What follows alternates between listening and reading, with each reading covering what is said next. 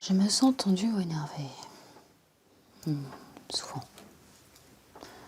Je prends plaisir, même chose qu'autrefois. Pas autant. Combien de jours par semaine buvez-vous de l'alcool? Tous les jours. Lorsque vous ne buvez pas d'alcool, combien de votre temps est occupé par des idées, pensées? À quel point faites-vous des efforts pour résister à ces pensées ou essayer de voir quel contrôle avez-vous sur votre consommation d'alcool? Pensez-vous que votre consommation d'alcool soit en rapport avec des difficultés de votre vie? Oui. Mère au foyer.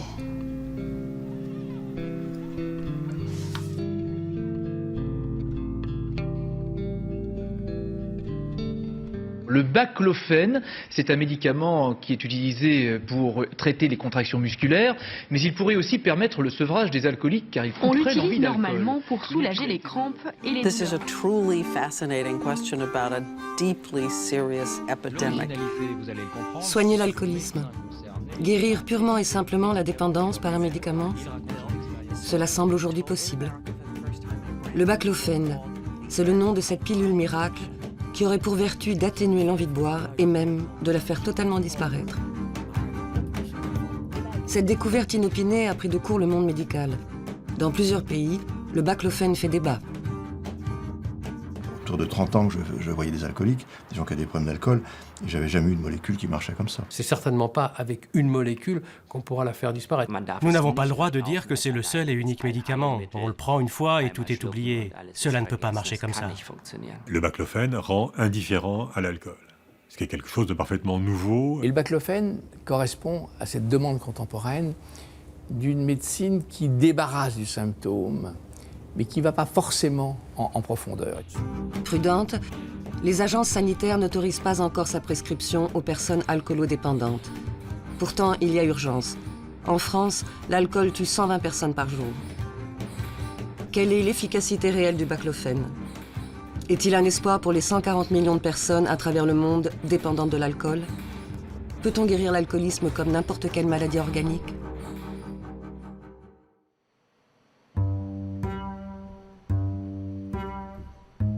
Le baclofène est loin d'être un nouveau venu sur le marché pharmaceutique. Dès les années 70, on le prescrit aux malades atteints de sclérose en plaques, dont il soulage les contractions musculaires. Mais son histoire prend un tour singulier dans un petit laboratoire de Sardaigne à la fin des années 90. Le professeur Giancarlo Colombo étudie l'efficacité d'un médicament contre l'addiction, dont le composé chimique est proche du baclofène. Il lui paraît alors intéressant de comparer l'effet des deux molécules.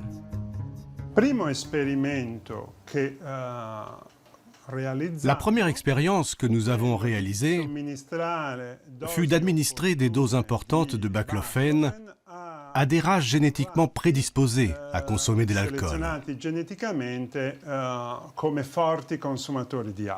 Le résultat que nous avons obtenu suggérait que le baclofène était efficace pour réduire la consommation d'alcool élevée de ces rats.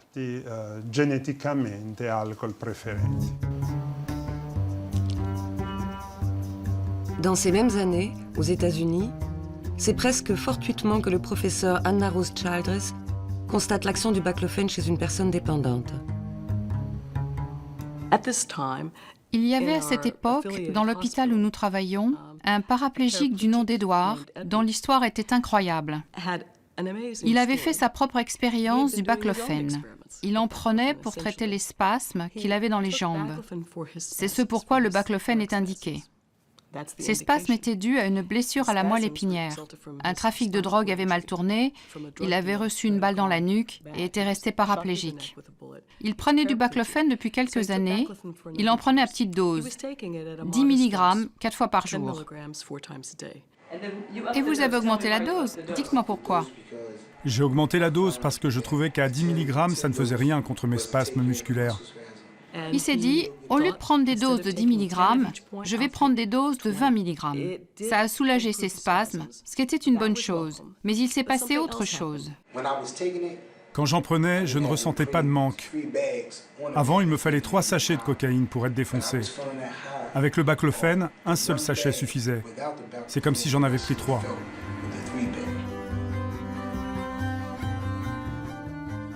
Le professeur Childress fait état de sa découverte dans un article du New York Times paru en 2000. C'est la première fois que le baclofène est mentionné dans la presse généraliste comme possible remède à l'addiction. L'article retient l'attention d'un médecin français, cardiologue installé à New York, le docteur Olivier Ameisen, qui lui-même cherche désespérément à guérir son alcoolisme. Tous les jours, je regardais sur Internet et il n'y avait pas de traitement. Je les ai vus passer les uns après les autres, après les autres, après les autres. Et après, je suis tombé sur le baclofène qui m'a beaucoup plu. Pourquoi? Suppression de l'auto-administration de la cocaïne par le baclofène. Et là, j'ai vu suppression. C'est la première fois que je voyais. Je voyais genre réduction ici, réduction là, réduction là, réduction là. Tout le monde réduisait.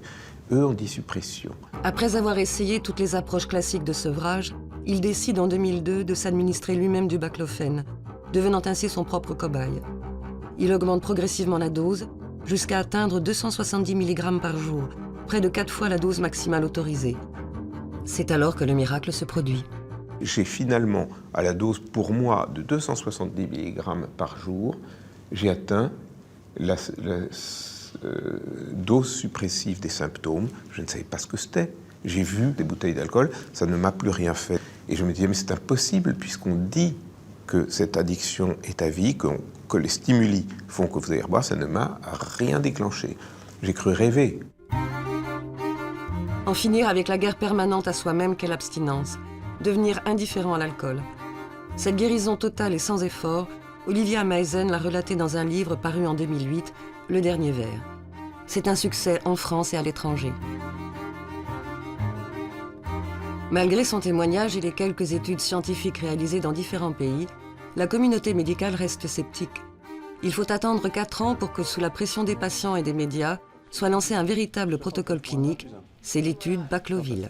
Donc il y a 69 médecins investigateurs répartis dans 59 centres, donc à Lille, on l'a déjà présenté. Il s'agit du premier essai d'envergure qui vise à tester, avec l'aval de l'Agence du médicament, l'efficacité du baclofène dans le sevrage alcoolique. 320 patients y participent. Donc on pourra après étudier tout ça. L'étude est conduite par le docteur Philippe Jory, un des premiers prescripteurs du baclofène. 30 ans plus tôt, il avait participé au combat pour l'usage de la méthadone, substitut à l'héroïne. Je me rappelle, dans les années 80, prescrire 80 comprimés de Temgesic sur une ordonnance par jour. Donc ça ne me dérange pas de prescrire 30 baclofène. C'est beaucoup moins que 80 Temgesic. Où j'étais considéré comme un dealer en blouse blanche et comme un criminel aussi. En région parisienne, une dizaine de médecins participent à l'étude Bacloville. Chacun dans leur cabinet respectif recevront les participants lors de consultations mensuelles. La méthode est celle du médicament contre placebo. Ce n'est qu'au bout d'1 an, lors de la levée d'insu, que médecins et patients découvriront la vraie nature des comprimés. Lors de la période d'imprégnation classique d'alcool, vous m'aviez dit que c'était surtout du whisky. C'était que ça, j'aime que ça. Que ça, d'accord. Donc le whisky, on avait c'est 1 à 3 verres par jour ou 3? Non, c'est 2 à 3. Bon, 2 à 3. Donc on va être... Mais pas sur un baby. Hein. Non. Ah d'accord, c'est-à-dire? Bah non, parce que le baby, en fait, C'est quoi un baby? Vous passez, la baby, c'est un tout petit. Ouais. Un whisky, ça faisait la moitié d'une flasque, on va dire. C'est le même degré. Hein. Ah, alors d'accord. Donc on est à 3 unités par baby. Ça fait 9 par jour. On est d'accord. Donc on va mettre 9. Le week-end, est-ce que c'était plus? Non. Donc c'est 9 aussi. Ouais. D'accord. Alors ça, c'est ce que vous allez avoir à faire. Hein. C'est-à-dire que si vous prenez un verre, un petit, sachez que le verre de whisky, c'est 3 unités, le grand verre pour vous. Donc quand vous prenez, dans votre petit carnet, vous mettez l'équivalent de 3 unités. D'accord. Hein. Moi, ce qui m'importe de savoir, à peu près, ce qui m'importe de savoir, c'est comment est votre consommation, comment elle évolue, est-ce que vous chutez. Vous avez pris de conscience, après la discussion qu'on a eue lundi, que les problèmes n'étaient pas liés purement à l'alcool, mais au décès de votre maman. Donc, moi, je pense que dès que vous allez prendre la prise de conscience, je pense que vous allez avoir un sevrage rapide. Nous, on n'est pas là pour vous interdire. On sait très bien que vous allez avoir des envies. Mais le médicament, son but, c'est à partir d'un certain moment, de vous supprimer cette envie, ce besoin de boire. C'est comme ça, d'ailleurs, qu'on a découvert l'intérêt du baclofène. C'est un médecin qui a pris du baclofène et qui s'est rendu compte, à partir d'une certaine dose, qu'il avait plus envie de boire, ce besoin que vous avez de boire. D'accord ? La date de dispensation, c'est aujourd'hui. La visite, c'est la visite 1. Pourquoi on fait cette étude ? C'est surtout parce que je pense que ça va apporter la preuve que le baclofène, à haut dosage, permet de sortir les gens d'une souffrance phénoménale qui est leur problème d'alcool. Parce qu'en fait, avec l'alcool, ils soignent leur malaise. Pour moi, ils soignent leur souffrance quelque part. Et puis, ils tombent dans le piège après. C'est-à-dire qu'il y en a qui vont devenir dépendants, d'autres qui ne le seront pas. Mais après, il y a la molécule qui détruit. Mais au départ, souvent, il y a une souffrance qui est soignée par le médicament alcool. L'alcoolisme, bien sûr, c'est une consommation excessive d'alcool. Et une consommation excessive d'alcool dont les personnes n'arrivent pas à se séparer. Donc c'est une dépendance. C'est-à-dire, je crois qu'on parle d'alcoolisme quand des personnes sont accrochées à l'alcool de telle sorte qu'ils ne peuvent plus s'arrêter. Et très souvent, ils ont envie d'arrêter. Tous les matins, ils se disent « Allez, aujourd'hui, j'arrête », mais c'est impossible. Comment définir la dépendance à un produit en vente libre, consommé et apprécié par une grande partie de la population? Par la quantité, qui, comme l'Organisation mondiale de la santé, fixe le seuil à 2 verres par jour chez la femme, 3 verres chez l'homme. Ou bien par l'observation d'un comportement dépendant qui perturbe la santé, la vie affective et sociale d'un individu. Il y a énormément de facteurs qui interviennent dans le fait de devenir, entre guillemets, alcoolique. Le positionnement culturel et le positionnement des sociétés par rapport à l'alcool tient à une histoire culturelle, et souvent dans cette histoire culturelle, c'est le religieux qui a la bonne part. C'est-à-dire le vin, c'était le sang du Christ, le pain était son corps, et donc on a une vision peut-être un petit peu cannibale des choses, mais enfin, en tout cas, on consommait et on buvait le corps du Christ. Donc c'est inscrit dans une culture extrêmement profonde. Donc la relation qu'on va avoir à l'alcool n'est pas un tabou, n'est pas un interdit, comme ça peut être le cas dans d'autres religions, mais simplement c'est un problème de tempérance. C'est un problème d'être raisonnable et de consommer l'alcool à juste raison. Vous attendez ici ? Oui.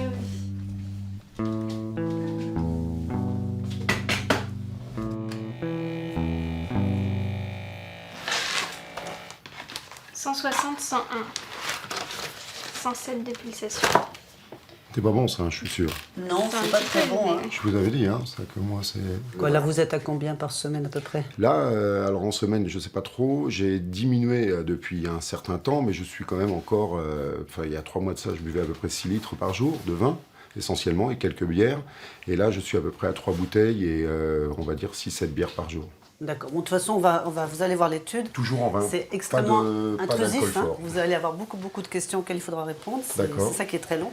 Alors, critères d'inclusion. Là, c'est pour voir si vous pouvez ou non participer à l'étude. Alcool, histoire, âge du premier contact. Avec l'alcool 13-14 ans.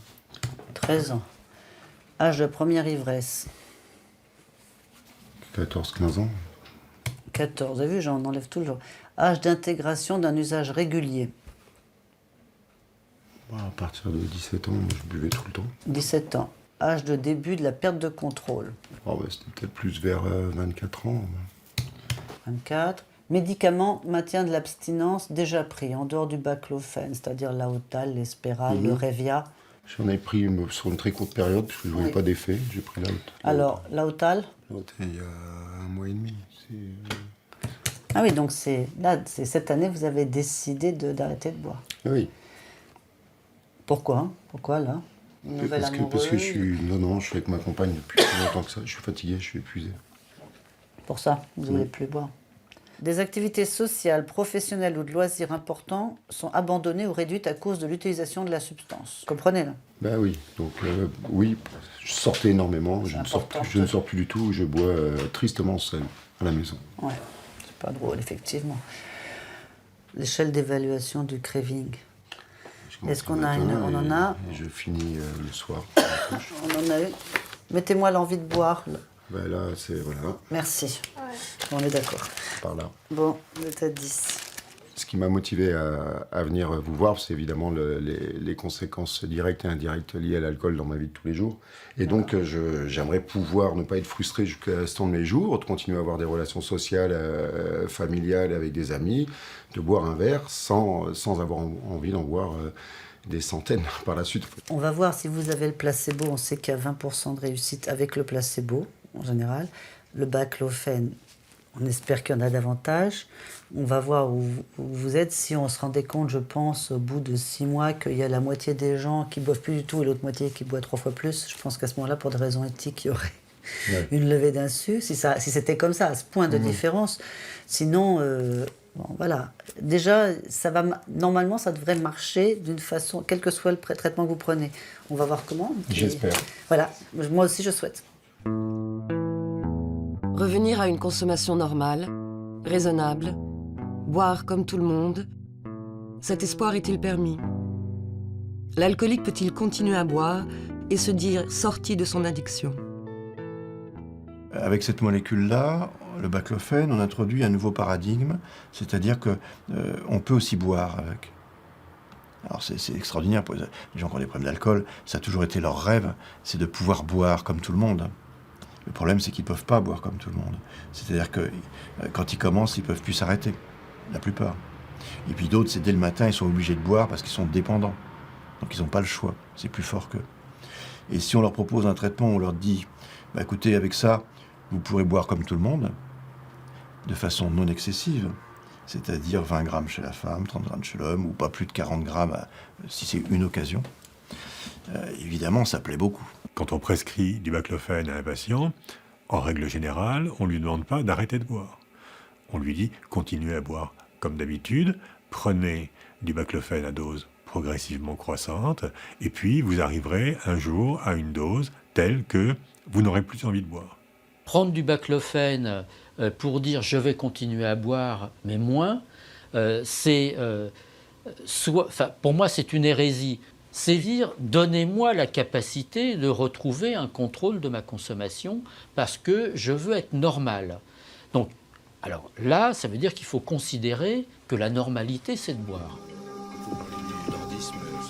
L'abstinence, longtemps unique planche de salut pour l'alcoolique, serait donc devenue aujourd'hui une notion obsolète. Un médicament peut-il remplacer aussi simplement les efforts, la privation, le travail sur soi que constitue le sevrage? Effectivement, ce qu'on peut imaginer presque sur le plan de la morale en général. Si on arrête de boire sans effort, alors vraiment, c'est scandaleux. Au fond, la médecine dit toujours qu'il faut payer un prix si on veut s'en sortir. Et je pense que c'est vrai. Mais en même temps, si on peut aider dans une première phase quelqu'un à prendre de la distance, éventuellement, une fois avec des amis, de boire un petit verre et puis de revenir, disons, dans la consommation habituelle, peut-être on peut respecter les personnes sans vouloir en faire des abstinents. Dans plusieurs pays, comme l'Allemagne, la polémique fait rage. Bonjour mesdames et messieurs, bienvenue au débat pour ou contre le baclofène. Tous les patients arrivent à être abstinents pendant plusieurs mois et tous rapportent une réduction de leur craving. D'une manière générale, la tolérance est bonne. 2 tiers de ces patients qui prennent du baclofène, un médicament non autorisé ici et non vérifié, n'ont encore jamais fait de tentative de sevrage. Ici, le baclofène est très peu prescrit. Comme tout médicament que l'on veut détourner de son usage initial, il suscite la méfiance de la communauté scientifique. L'abstinence reste le dogme absolu quand on parle de sevrage alcoolique. Je trouve qu'il y a un problème avec le baclofène. Ce médicament n'est justement pas associé à l'idée d'être abstinent et de ménager ainsi un corps déjà abîmé par l'alcool. Au contraire, le baclofène, tel que le vend M. Amezen, est associé à l'idée de « je veux continuer à boire » ou « je veux boire de temps en temps » ou « je veux arriver à boire un peu moins ». Ce n'est absolument pas le cas avec les autres médicaments où l'objectif est d'arrêter de boire définitivement. Et en tant que médecin, je trouve aussi que cela doit être notre objectif principal. Nous avons là des patients qui sont déjà abîmés par l'alcool et ne tolèrent même plus de petites quantités. Peut-être que leur foie va se détériorer plus lentement, mais il va continuer de se détériorer. En tant que médecin, il faut alors conseiller de ne plus boire d'alcool du tout.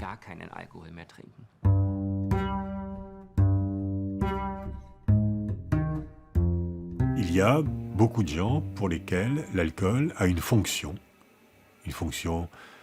culturelle, une fonction psychologique, une fonction identitaire. Ils boivent depuis l'âge de 13 ans Ils boivent dans des milieux où tout le monde boit. Ils boivent dans un contexte culturel où l'alcool est valorisé. Les privés d'alcool, c'est les privés d'une partie d'eux-mêmes, et ils n'y arrivent pas.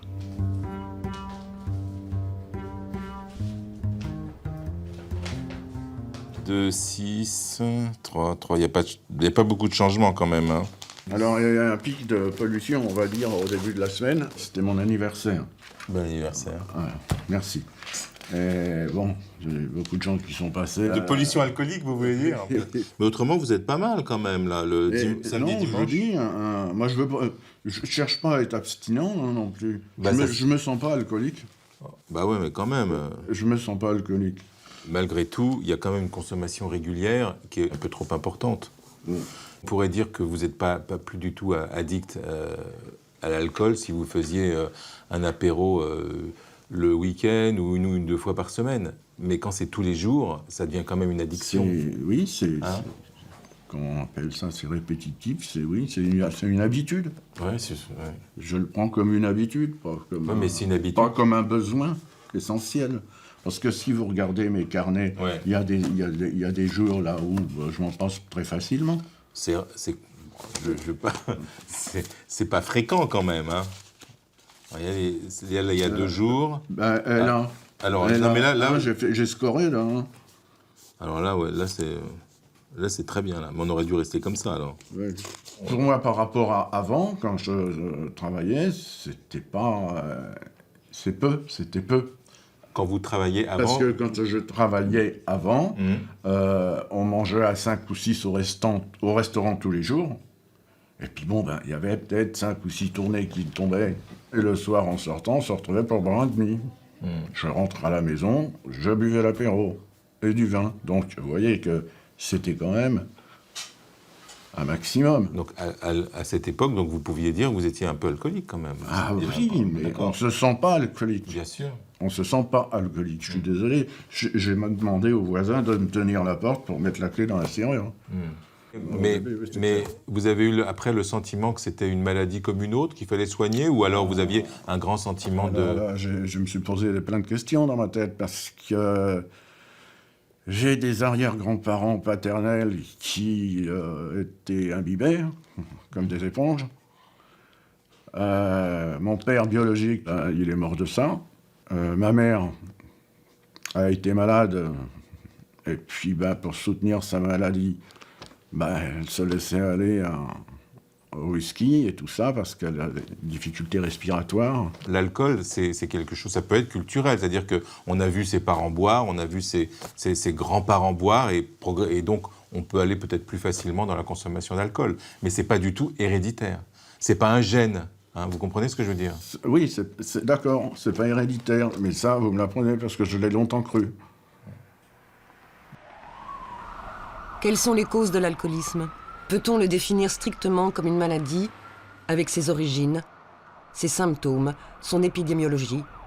Jadis perçu comme un fléau social et une faiblesse morale chez l'individu, l'alcoolisme est aujourd'hui combattu avec les armes de notre époque, en particulier les neurosciences. La propension à boire de certaines personnes s'expliquerait par un dysfonctionnement neurologique. Les neurosciences ont été très utiles pour nous aider à démontrer et à comprendre que l'alcoolisme est un trouble médical chronique.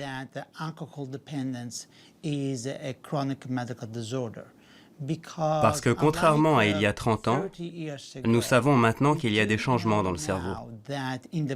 Il y a des composants biochimiques spécifiques que nous appelons neurotransmetteurs et qui sont précisément impliqués dans ce que nous appelons les comportements de recherche d'alcool.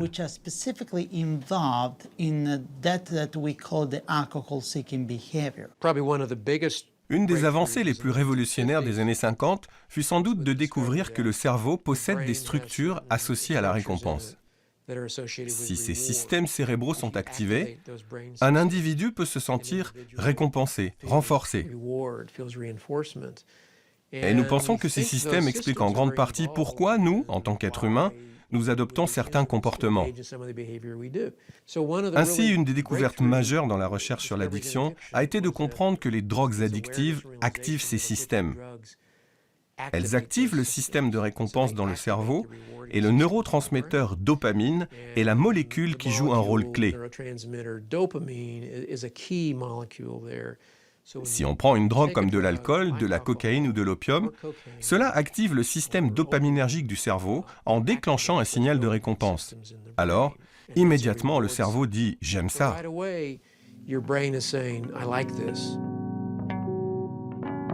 L'alcool favorise donc la libération de dopamine dans notre cerveau.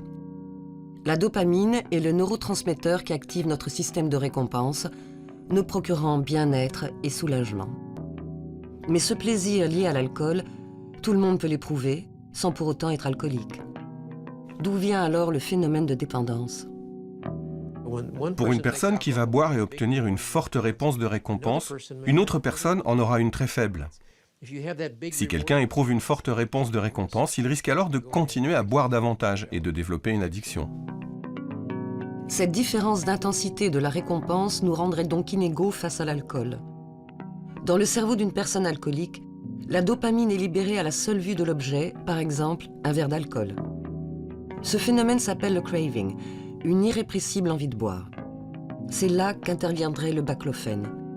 Comme relaxant musculaire, il agit en inhibant les neurones responsables de la contraction involontaire des muscles. Ce faisant, il inhibe aussi les neurones du système dopaminergique. Le système de récompense est donc bloqué, le craving disparaît.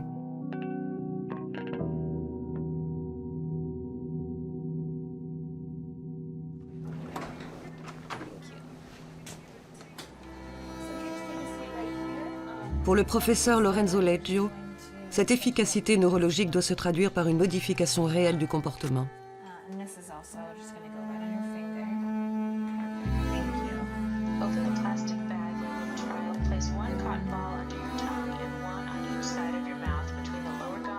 Il décide de mener une expérience in vitro. Dans un bar reconstitué, des participants alcooliques ayant pris du baclofène ou un placebo sont soumis à la tentation, le tout sous étroite surveillance médicale. Le but de cette mise en scène est d'observer en temps réel l'action du baclofène sur l'envie de boire. Nous allons maintenant commencer la phase d'auto-administration d'alcool. Comme nous le savons, notre participant a déjà bu un verre, c'est ce que nous appelons le priming. Nous avons attendu 40 minutes et maintenant nous voulons voir si après cette stimulation, notre participant va vouloir boire plus d'alcool ou ne pas en boire.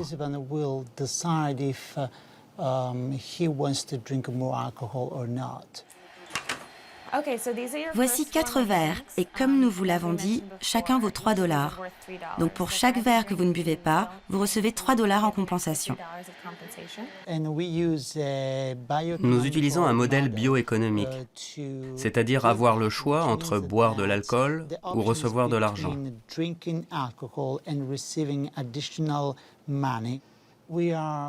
Nous allons évaluer le craving d'alcool toutes les demi-heures.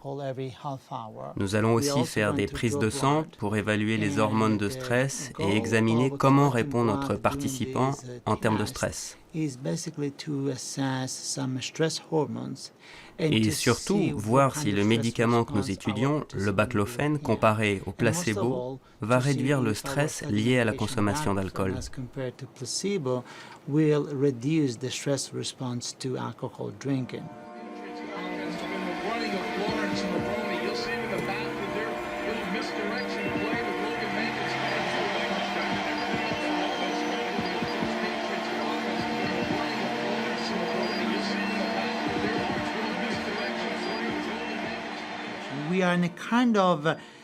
Nous sommes à un stade intermédiaire de la recherche sur le baclofène. Nous n'avons pas encore fini.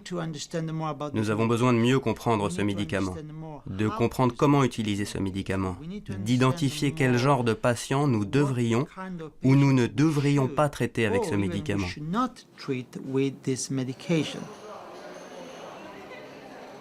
S'en remettre uniquement aux médicaments pour soigner l'alcoolisme, c'est aussi minimiser d'autres causes, l'impact du vécu, du contexte affectif et social.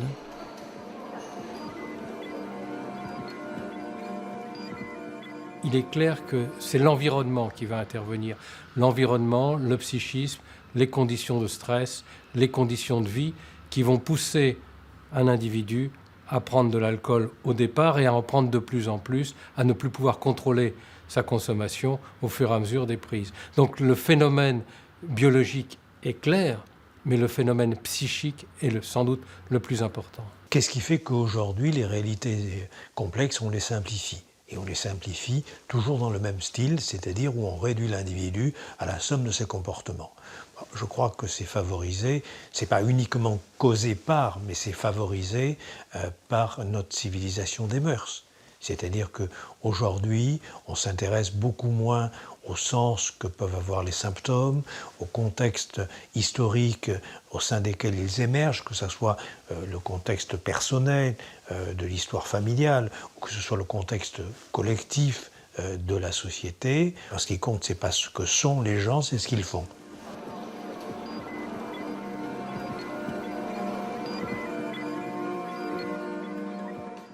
Alors, vous avez bonne mine, hein? Oui. Ah bah, je suis à 0, toujours. 0. Par contre, les fêtes, c'était dur. Ah, c'est normal. C'était un peu la bagarre. C'est une période où vous êtes tenté, donc si vous êtes passé au travers, c'est pas mal. Bon, après, il suffit de changer de pièce, le temps que ça... Parce que ça monte vraiment très très fort. Quoi. Envie de saisir un verre et de dire, bon, j'y vais. Donc on va refaire le craving comme tous les mois. Vous savez à quoi ça correspond. Donc allez-y. Est-ce que je prends en compte les envies de boire, les envies que vous avez? Oui, c'est une moyenne en fait. Hein. C'est une moyenne à l'instant de ce que vous pensez de votre envie. D'accord. Voilà. Donc ça, c'est très bien. Voilà. Si vous n'aviez pas le baclofen, est-ce que vous pourriez... Ah non, mais c'est une super béquille. Voilà. C'est une super béquille. Et sans effort. Tout à fait. Il y a juste des efforts à faire quand vraiment on est très sollicité. Surtout à l'heure où je prenais d'habitude, c'est-à-dire les apéritifs. Ouais. Et en fait, mon mari continuait à boire son whisky et j'essaie de réprimer. Et à ce moment-là, il vous passe une série américaine et en fait, ils se servent de l'alcool. Ouais. Et là, c'était la cata, quoi. Je me disais, mais c'est pas possible, quoi. Je suis encerclée, là. C'est incroyable. On est en train de découvrir une réalité. Ah oui, c'est incroyable. C'est comme quand on est à l'école, quand on découvre un nouveau mot, on le voit partout, on l'entend partout, quoi. Du coup, quand on boit, ça dévulgarise parce qu'en fait, on se dit, après tout, je suis pas toute seule. Vous étiez motivé pour arrêter de boire. De toute manière. Mais ça, c'est ce qu'il y a de plus important. Donc, on va refaire une distribution en date d'aujourd'hui, d'accord ? D'accord. Et on reste toujours aux mêmes doses, hein. D'accord. 3 x 7, hein. Non, mais c'est bien. Moi, je suis impressionné, hein. Mais non, puis tout, ça me rend plus zen aussi pour d'autres choses. Les enfants se rendent compte quand même que vous avez changé ou pas? Vous en avez parlé un peu aux enfants? Oh non, je n'en ai pas parlé, mais oui, ils se sont rendus compte que j'étais plus zen, justement. Imaginez par exemple que demain, vous me dites, bon bah voilà, on réduit les doses et puis on s'arrête. Ouais. D'accord? Alors, je ne sais pas si ça sera faisable ou pas. Ouais. Mais qu'est-ce qui va se passer à ce moment-là? Est-ce que je vais pouvoir à nouveau boire? Est-ce que je vais, à partir du moment où est-ce que je vais recommencer à boire? Est-ce que j'aurai à nouveau envie de boire? Est-ce que je vais à nouveau déprimer? C'est en fait la raison de ce protocole et du suivi qu'il va y avoir derrière. Donc vous allez avoir un protocole. Ce protocole, il dure 1 an. Hein? À la fin de l'année, le médecin, donc chaque médecin qui inclut des patients, va décider ou pas si on sève, c'est-à-dire si on vous arrête doucement. C'est-à-dire qu'on fait l'inverse de ce qu'on a fait lors de la mise en route. On baisse doucement les médicaments.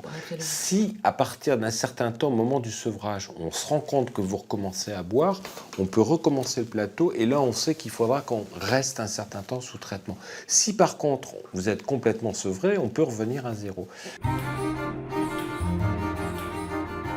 Que se passe-t-il après le baclofen ?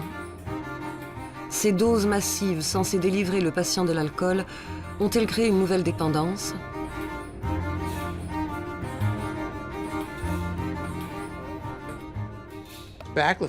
Se demander si le baclofen est lui-même une substance addictive est une question importante. Cela nous renvoie à un problème complexe.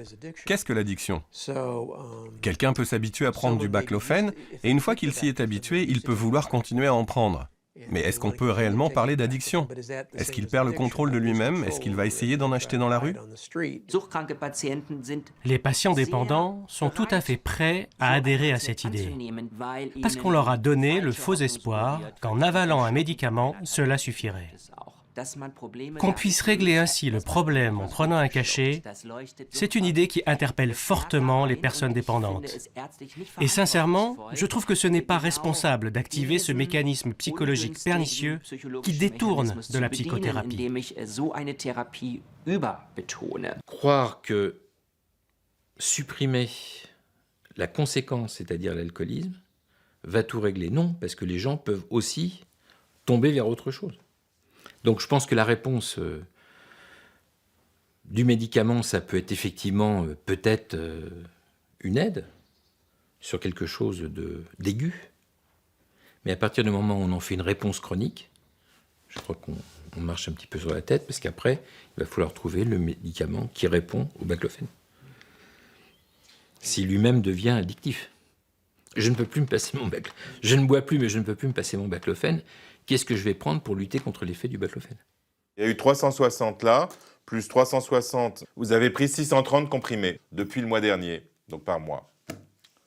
Okay, donc un petit peu moins que ce qui était prévu, puisque vous avez diminué de vous-même. Donc là, lundi 2, mardi 3, il y a 2... eu un petit excès pour les fêtes. Ouais, mais c'est vraiment pas mal, c'est beaucoup. Et là, vous avez vu, la semaine suivante, 2, 2, 1, 2, 3, 3... franchement, là, ça a vraiment diminué. Hein. Il y a d'autres soucis. Hein. Ouais, j'ai préparé une liste à vous poser. Monsieur Hippocrate, parce que vous êtes tenu au serment d'Hippocrate et de rien dire à personne. Ouais. Bon. Cachet et alcool font-ils bon ménage? C'est-à-dire, les cachets que vous prenez là? Oui. Oui. Alors, absolument. Ça, c'est un traitement qui diminue l'appétence à l'alcool. Mais bon, ça, je l'ai remarqué. Donc, je me passe parfaitement d'alcool. Si je prends mes cachets, il n'y a pas photo, il n'y a pas de souci. D'accord. Avant les fêtes, je pissais au lit sans m'en apercevoir. Est-ce que c'est dû au cachet? Est-ce que les cachets m'assomment assez pour que je pisse au lit sans m'en apercevoir? Ça correspond aux médicaments. Ce sont les médicaments qui vous entraînent ça. Donc, donc je peux m'attendre encore à voir ces... Non, vous ne pouvez pas vous attendre à ça parce que je n'ai pas envie que ça recommence. Moi, j'ai envie qu'on diminue les médicaments. D'accord. Mes délires sont-ils normaux? Sont-ils dangereux pour l'entourage du patient? Est-ce que je peux devenir violent? Non, je crois pas. Au niveau sexe, que donne? D'accord. C'est peut-être aussi les médicaments. Ça, j'ai pas vérifié. Mais... J'ai pas fait.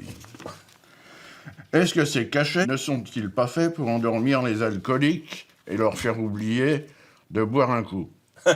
Hein? Pas du tout. Pendant les fêtes, nous étions chez mon père. J'ai dormi 19 heures sur 24. Ouais, pas mal. C'est trop. Mon père, il était fou, là. Il a engueulé ma femme en disant « Mais oh, ça va pas, faut l'emmener chez le médecin. » C'est pour ça que c'est pas mal de diminuer les comprimés. Donc, on va descendre à 4. 4 comprimés matin, 12. Voilà. Et vous me téléphonez dans une semaine pour me dire ce que ça donne. Parce qu'à ce moment-là, soit on diminue encore, soit si vous me dites non, ça y est, je rebois beaucoup, alors on augmente un petit peu. On va essayer d'ajuster. D'accord ?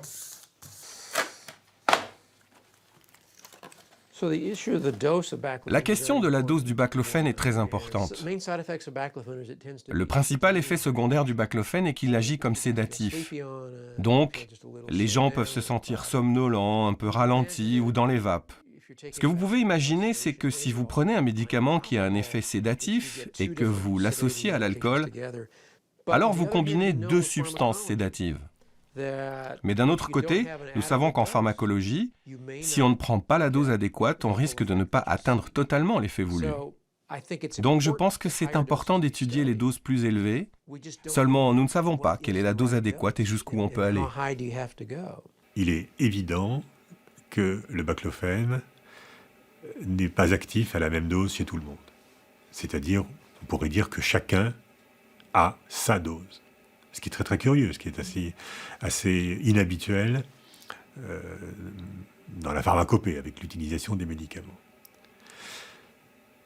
Et c'est imprévisible. Donc l'attitude consiste à augmenter progressivement les doses jusqu'à ce qu'une indifférence à l'alcool survienne. On est dans l'empirisme le plus complet et on aimerait pouvoir en sortir pour avoir, je dirais, une prescription, je dirais, raisonnée pour ne pas mettre son patient en danger. Personnellement, moi, je ne prescris pas de baclofène. Je n'en ai jamais prescrit jusqu'à présent.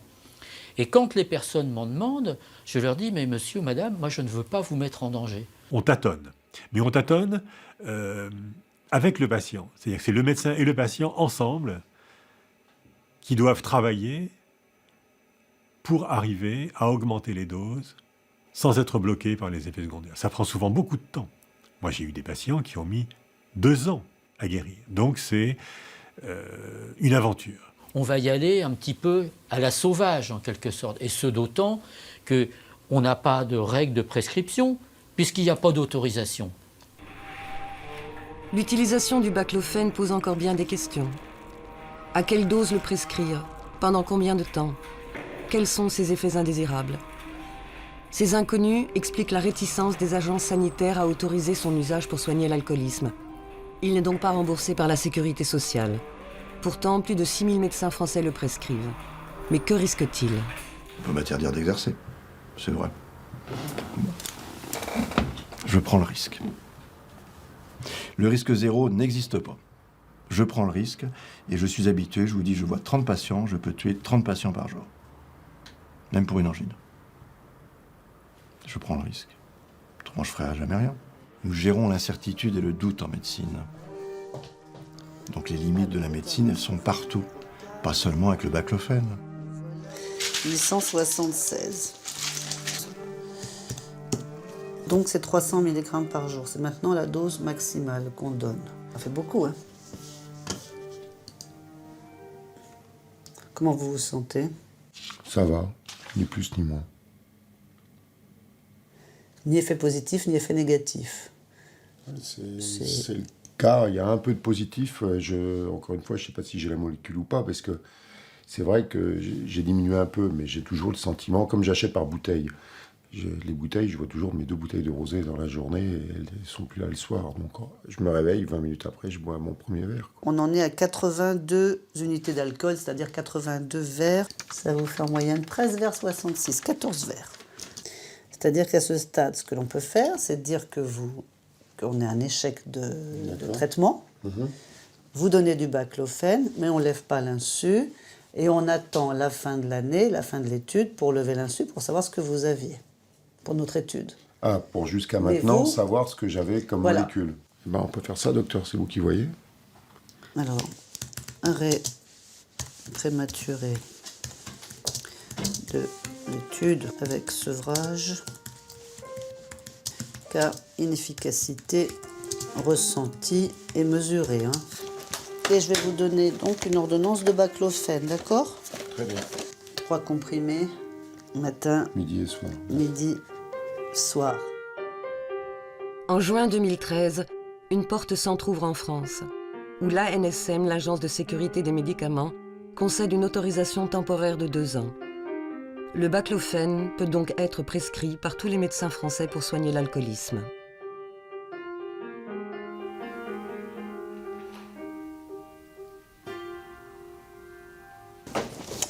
Alors, 0 à 0,5412. Donc je suis à 294 comprimés là. 294. Pas d'alcool toujours, ça s'est bien passé. 0, 0, 0. D'accord. Donc là, on fait M12B. C'est-à-dire que le protocole s'arrête là. On va faire la levée d'insu pour voir si vous étiez sous baclofène ou pas baclofène. Moi, on va compter les comprimés.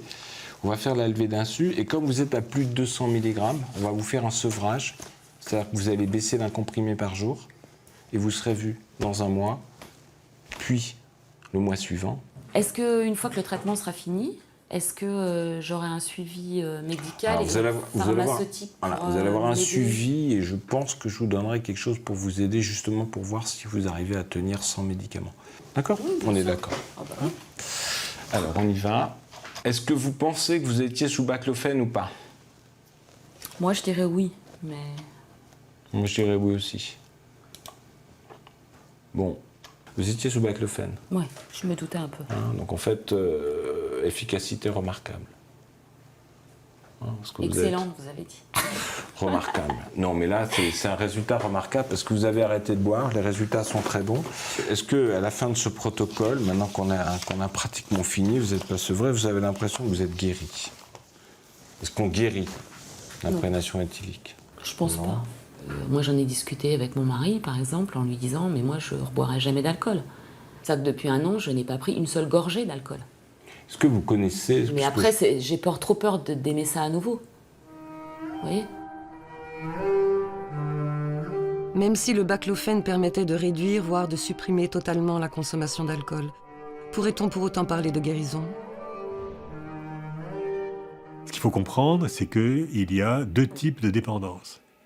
Une dépendance physique, qui dure quelques jours ou quelques semaines au maximum, et une dépendance psychologique, qui est très très variable d'une personne à l'autre, qui est donc liée à cette inscription dans la mémoire du goût pour l'alcool, de l'envie de boire.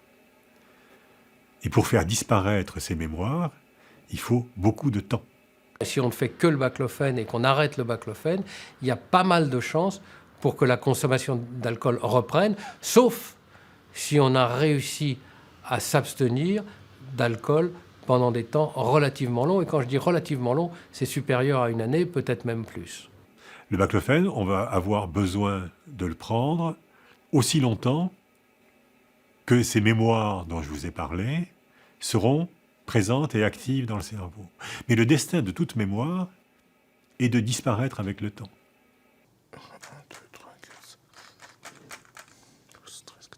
Là, on est à 2 comprimés matin, midi et soir. Et là, comme ça, vous n'avez plus du tout d'effet secondaire. Ah non. Et vous avez le sentiment que vous buvez moins. Tout à fait. Et c'est j'ai plus ce besoin de boire. Ou moins, non. Je ne peux pas dire que je l'ai plus. C'est-à-dire que je bois un peu, l'apéro le week-end, du vin à table. Tous les jours quand même. Ah bah oui, quand même. Un morceau de fromage champignon, m'excuserez, mais faut pas pousser. Bon, vous prenez quoi, un verre de vin? Oui, un ou deux. Un ou deux le midi, un ou deux le soir. Voilà. Mais pas d'apéro tous les jours. Non. D'accord. Donc c'est quand même une grande diminution par rapport à ce que vous faisiez. Tout à fait. Ouais. Et vous vous sentez mieux? Mais bien sûr, je maigris. D'accord. Question à poser à votre patient. Selon lui, quel était le traitement qui lui a été prescrit pendant l'étude? Moi, ça n'a pas réussi, c'était trop fort. Oui. Donc il est possible que ce soit le médicament. Le médicament. Vous ne pensez pas que c'est du placebo? Je crois pas. Des fois, quand on fait des études entre le placebo et le médicament, on se rend compte que dans 40% des cas, le placebo a une action extrêmement forte. En même temps, compte tenu des effets confusionnels que vous avez eus, qui sont décrits un peu dans les effets du médicament, j'imagine que c'est le baclofène que vous avez pris. Donc je vais cliquer, là, ça s'appelle une levée de l'insu. Alors la surprise, vous imaginez, c'est du placebo que vous prenez. Du placebo? C'est vraiment ce qu'on appelle l'effet placebo, quoi. C'est-à-dire la complexité de la nature humaine. Dans le placebo, vous m'avez dit une fois qu'il y avait quand même une part de médicaments actifs. Pas du tout. Bien sûr. Mais ça jamais, c'est impossible. L'effet placebo, c'est de la poudre de perlimpinpin qu'il y a dedans. D'accord. Enfin, c'est quand même incroyable. Moi, je suis surpris quand même. Mais bon, ce qui prouve toute cette réduction de l'alcool que vous avez effectuée, c'est uniquement par votre volonté, par cette prise en charge qu'on a eue tous les deux en commun par rapport à l'alcool, qui vous a permis de diminuer la boisson. En fait, c'était pas du tout un médicament, c'est vous-même. C'est vos efforts qui ont permis cette réduction. Donc, en même temps, c'est encore peut-être une plus grande réussite, puisque vous l'avez fait sans médicaments. Non, savoir que c'est du placebo et tout, et puis que je me suis gendarmé tout seul, je suis content. Je suis fier de moi. Bon, docteur, à bientôt. Bah oui, à la semaine.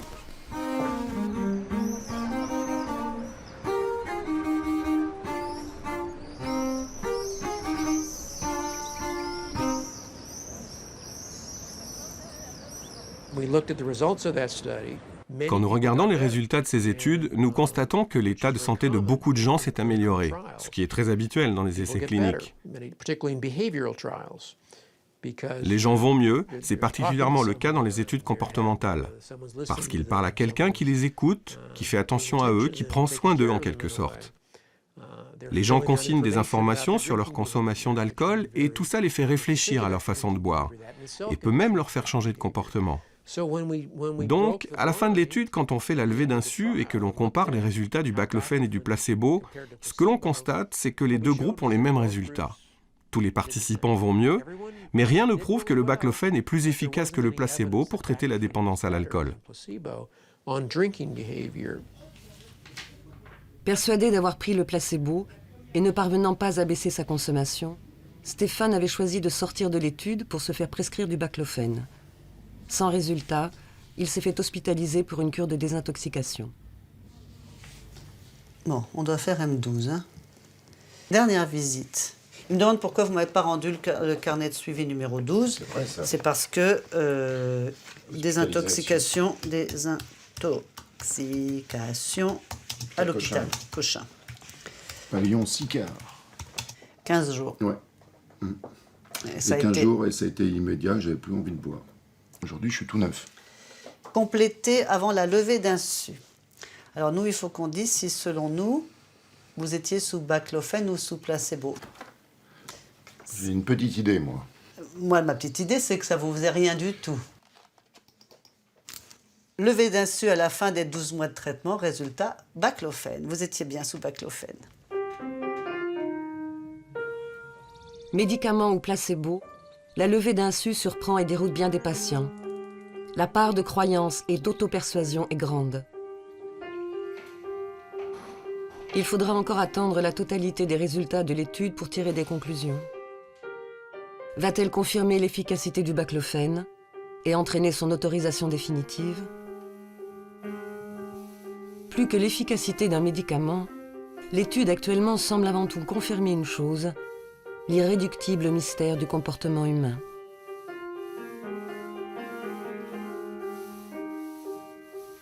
Il est vrai que la médecine du XXIe siècle, elle a une exigence, c'est la preuve scientifique.